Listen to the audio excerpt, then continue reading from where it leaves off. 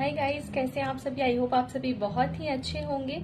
तो गाइस देखिए, आप लोग कब से वेट कर रहे थे कि बिहार बीएड 2025 का एंट्रेंस एग्जाम का नोटिफिकेशन कब आएगा, उसका एग्जाम कब होगा और उसका फॉर्म फिलअप कब से कब तक होगा और उसकी प्रिपरेशन कैसे करें। तो आज इस वीडियो में हम सारी बातें करेंगे।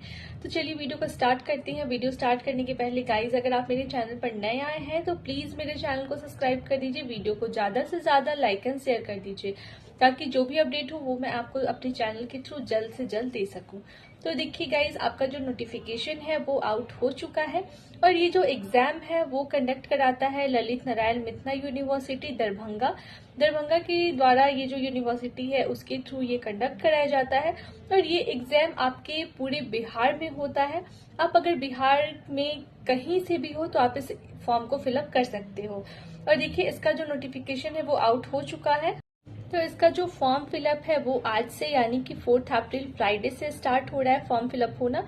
और ये फॉर्म फिलअप आपका 27 अप्रैल तक चलेगा और आप लेट फाइन के साथ 4 मई तक भी आप अपना फॉर्म फिलअप कर सकते हैं अगर आपने 27 अप्रैल तक अपना फॉर्म फिलअप नहीं किया तो।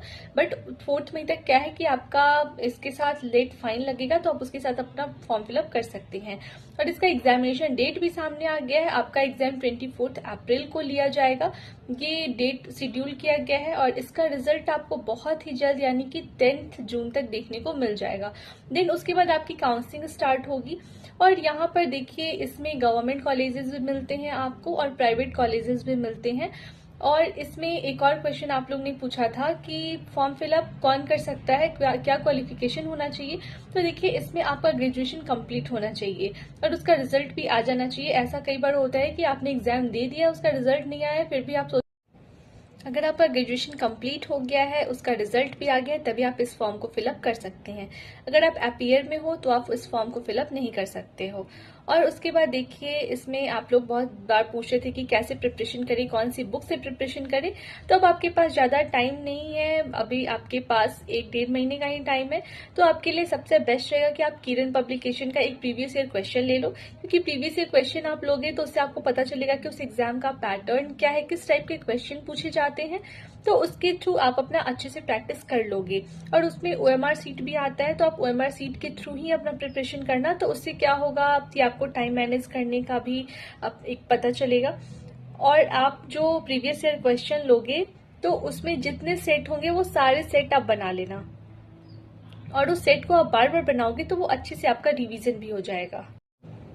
कई बार आप लोग का सब्जेक्ट का भी इशू आता है कि कोई ऑनर्स सब्जेक्ट है या फिर मेरा सब्सिडरी है, तो कौन से सब्जेक्ट से हम बीएड करें। तो देखिए, आपका जो ऑनर्स पेपर होगा उसी से आप बीएड करोगे, उसी सब्जेक्ट से करोगे। सब्सिडरी से आप बीएड नहीं करोगे क्योंकि आगे जाके आपको प्रॉब्लम हो सकती है। जैसे मेरा इंग्लिश ऑनर्स था ग्रेजुएशन में, तो मैंने बीएड में भी अपना सब्जेक्ट यानी कि मेथड पेपर इंग्लिश ही लिया था। तो आपका जो सब्जेक्ट आपका ऑनर्स है उसी सब्जेक्ट के थ्रू आप अपना बीएड करो। और अगर आपने पीजी भी कर लिया है फिर भी आप इस फॉर्म को फिलअप कर सकते हैं। और एक बार मैं बात कर लेती हूँ कि इसमें सीट्स कितने हैं, पिछले बार कितने फॉर्म फिलअप हुए थे, कितने कैंडिडेट्स ने फॉर्म फिलअप किया था, वो सारा डाटा है, तो मैं आपको एक बार बता देती हूँ।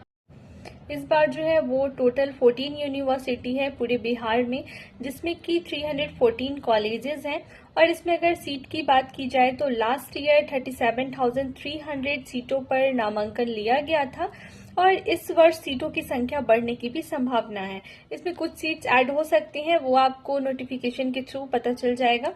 और देखिए, जो लास्ट ईयर कैंडिडेट्स ने फॉर्म फिलअप किया था वो टोटल थे 2,08,818 कैंडिडेट्स ने लास्ट टाइम फॉर्म फिलअप के लिए आवेदन किया था, एग्जाम देने के लिए आवेदन किया था। अब इस बार देखिए, इस बार इसकी संख्या कम होती है या बढ़ती है।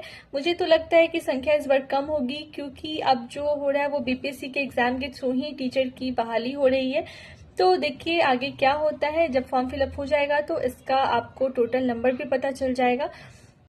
और देखिए गाइस, जब आप फॉर्म फिलअप कर लेंगे, अगर आप जब फॉर्म फिलअप कर रहे हैं अगर उसमें किसी भी प्रकार की त्रुटि हो जाती है तो उसको भी सुधारने का आपको मौका दिया जाएगा। तो वो जो डेट है वो 3 से 6 मई तक आपको दिया जाएगा। और इसका जो एडमिट कार्ड है वो आपको 18 मई तक आपका एडमिट कार्ड पब्लिश कर दिया जाएगा। तो आप इसके ऑफिशियल वेबसाइट पर जाकर अपना एडमिट कार्ड भी डाउनलोड कर सकते हैं। गाइज अगर आपको नोटिफिकेशन में किसी भी प्रकार का इशू लगता है तो आप मुझे कमेंट सेक्शन में कमेंट करके पूछ सकती हैं। मैं आपके कमेंट को सॉल्व करने की पूरी कोशिश करूंगी। Thank you.